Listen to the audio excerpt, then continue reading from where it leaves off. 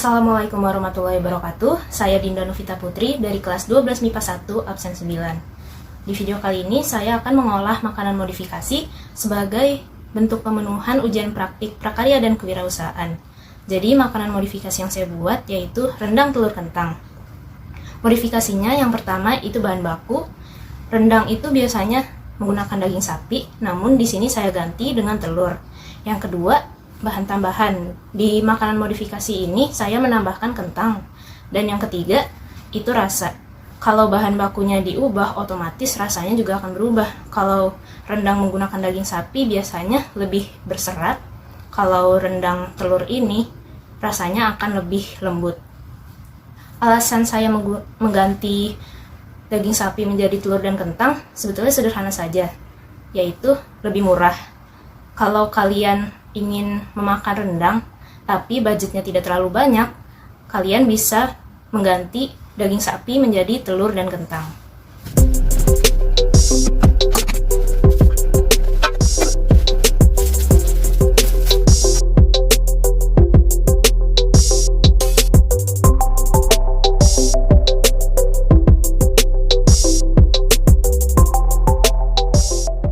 Untuk bahan-bahan yang diperlukan, pertama-tama ada 6 butir telur ayam, 3 buah kentang, 10 buah cabai keriting, 1 lembar daun salam, 2 lembar daun jeruk,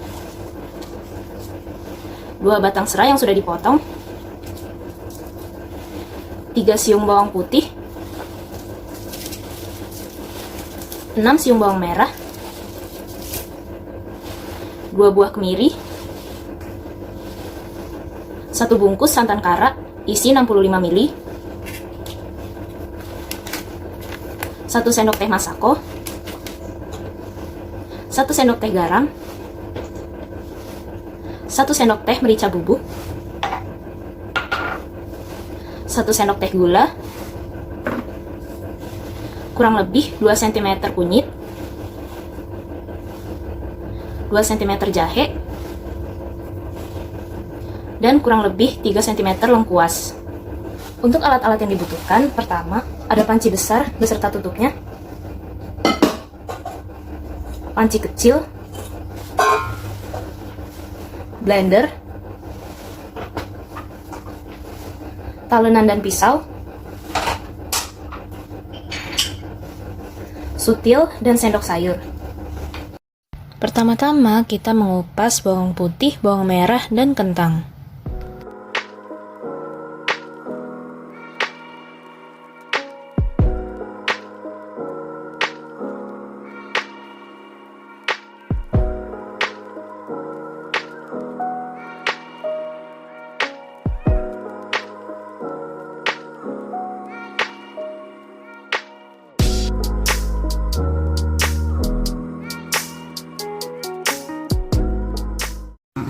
Kedua, kita cuci telur ayam sampai bersih.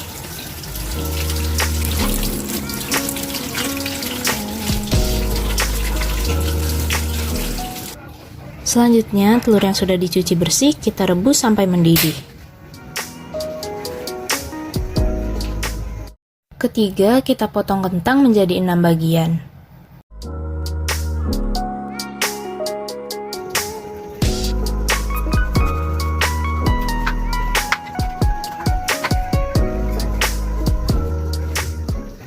Selanjutnya ke dalam blender kita masukkan cabai keriting, bawang merah, bawang putih, kemiri, jahe, kunyit, dan tomat. Lalu tambahkan kurang lebih 100 ml air. Jangan lupa tutup blendernya dengan rapat ya. Nyalakan blender dan tunggu hingga halus.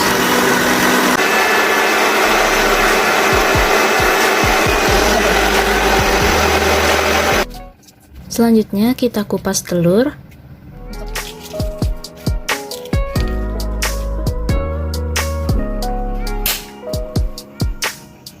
Kemudian tambahkan minyak secukupnya.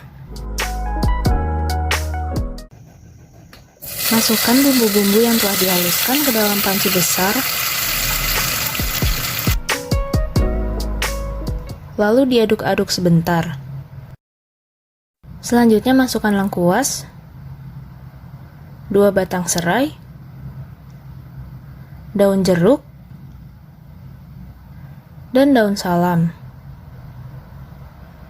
Kemudian aduk-aduk lagi. Selanjutnya masukkan 1 sendok teh masako,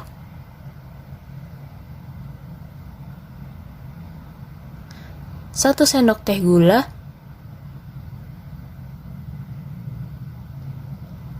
1 sendok teh garam,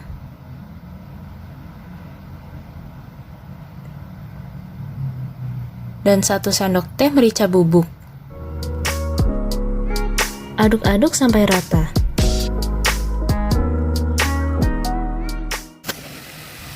Masukkan 100-150 ml air. Masukkan kentang.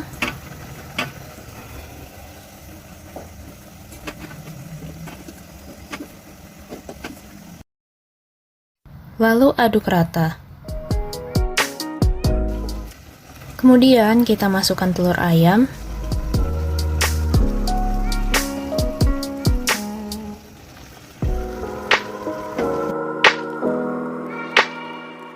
Dan aduk-aduk lagi hingga merata.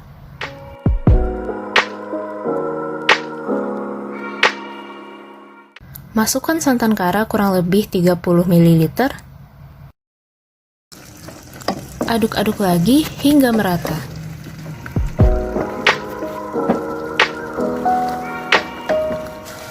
Kalau sudah mendidih, tandanya rendang telur kentang siap disajikan. Rendang telur kentang ini sangat cocok disantap selagi hangat.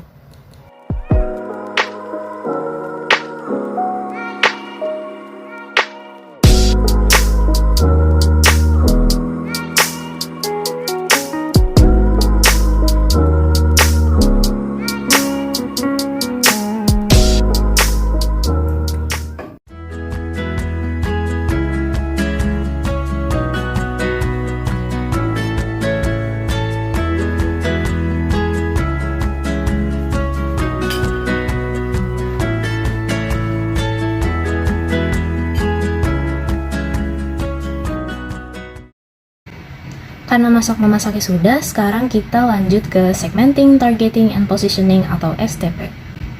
Untuk segmenting dibagi beberapa kategori. Berdasarkan demografi, saya memilih usia antara 17-60 tahun. Untuk gendernya tidak masalah laki-laki maupun perempuan. Pekerjaannya bisa pelajar, mahasiswa, pekerja, atau ibu rumah tangga. Untuk geografisnya, saya memilih daerah Bekasi dan Jakarta Timur, di mana mudah dijangkau dari tempat tinggal saya. Untuk psikografis, saya memilih orang-orang yang bergaya hidup hemat dan praktis. Untuk perilaku, saya memilih orang-orang yang sedang mencari lauk untuk makan, namun mereka ini tidak punya budget yang terlalu tinggi dan tidak ada waktu untuk memasak. Untuk targeting, saya menargetkan orang-orang yang hemat, praktis, tidak berbudget tinggi, dan tidak ada waktu memasak. Saya bisa mempermudah pelanggan saya ini dengan menyediakan jasa delivery supaya bisa mempermudah pemesanan dan mempercepat pengiriman. Untuk positioning, agar usaha rendang telur kentang saya ini bisa lebih unggul daripada pesaing, saya bisa membuat varian menu-menu, seperti menu rendang telur kentang dengan tambahan nasi putih atau nasi uduk. Dan saya bisa pula menambah pilihan menu yang menggunakan tempat makan atau lunchbox yang bisa dipakai ulang atau reusable. Lanjut ke cara promosi. Rendang telur kentang ini menurut jenis dan bauran promosinya cocok dipromosikan dengan periklanan atau advertising, khususnya menggunakan media internet, contohnya melalui aplikasi Instagram dan TikTok, serta fitur-fitur seperti Shopee Food dan GoFood. Kenapa? Alasannya yang pertama itu cangkupan yang melihat iklannya itu lebih luas dan banyak. Yang kedua, bisa digunakan untuk pencitraan produk. Yang ketiga, bisa mempermudah terjadinya product positioning. Keempat, mampu membuat iklan yang lebih menarik sehingga memberi kesan yang beda dari produk-produk lainnya. Dan yang terakhir, bisa mempermudah penyampaian informasi produk. Lanjut ke harga pokok produksi, harga jual, dan BEP. Di sini ada tabel biaya peralatan. Di tabel tersebut sudah saya masukkan alat-alat yang saya gunakan untuk memasak rendang telur kentang. Totalnya itu ada Rp740.000. Di sini ada pula biaya variabel atau variable cost. Saya sudah memasukkan semua bahan-bahan yang saya gunakan. Totalnya itu ada Rp600.000. Nah, karena bahan-bahan yang saya masukkan ke dalam tabel tersebut kurang lebih bisa digunakan untuk mengolah 100 unit rendang telur kentang, maka biaya variabel per unitnya yaitu Rp600.000 dibagi 100 unit. Jadi Rp6.000. Lalu ada biaya tetap atau fixed cost, ada biaya listrik dan biaya pemasaran, totalnya Rp50.000. Dan dari data biaya-biaya tersebut dapat disimpulkan harga pokok produksinya, harga jualnya, dan BEP-nya.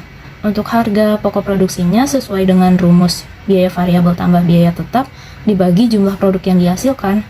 Tadi biaya variabelnya itu Rp600.000 ditambah biaya tetapnya Rp50.000. Jadi Rp650.000 dibagi jumlah produknya 100 unit. Jadi harga pokok produksinya Rp6.500. Untuk harga jualnya saya menetapkan di sini Rp7.500. Jadi BEP-nya yang pertama ada BEP unit sesuai dengan rumusnya yaitu biaya tetap dibagi harga penjualan dikurang biaya pokok produksi per unit. Jadi biaya tetapnya tadi kan Rp50.000 per harga penjualannya Rp7.500 dikurang Rp6.500. Jadi BEP unitnya itu sebanyak 50 unit. Dan BEP rupiahnya sesuai rumus biaya tetap per 1 dikurang biaya produksi per unit per harga penjualan, didapatkan BEP rupiahnya itu Rp375.000. Demikian yang dapat saya sampaikan, semoga bermanfaat dan mohon maaf bila masih banyak kekurangan karena saya masih dalam tahap pembelajaran. Akhir kata, terima kasih. Wassalamualaikum warahmatullahi wabarakatuh.